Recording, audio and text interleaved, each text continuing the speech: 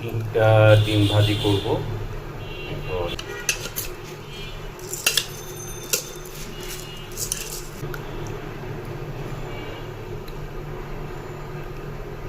কিছু একসাথে দিয়ে সবজি টবজি, আলু, বরবটি ভাবে করতে পারি।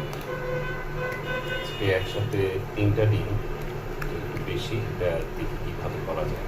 করতে হতো বরবটি, আলু ভাজি করতে হতো, সব কিছু এখন একসাথে দিয়ে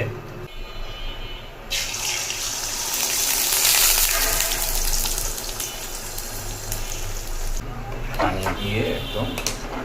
এখন এটা আধা ঘন্টা, তো তিনটা ডিম হওয়াতে একটু বেশি হয়ে গেছে, মানে ভাজি করতে সমস্যা, একটা ডিম বা দুইটা ডিম সহজে হয়, কিন্তু এই সিস্টেমটা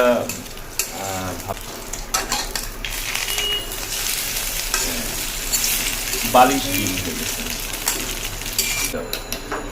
মানে এটা হওয়ার কিছু নাই, পানি কমে আসলেই হলো। এটাকে ভাগ করে ফেলি।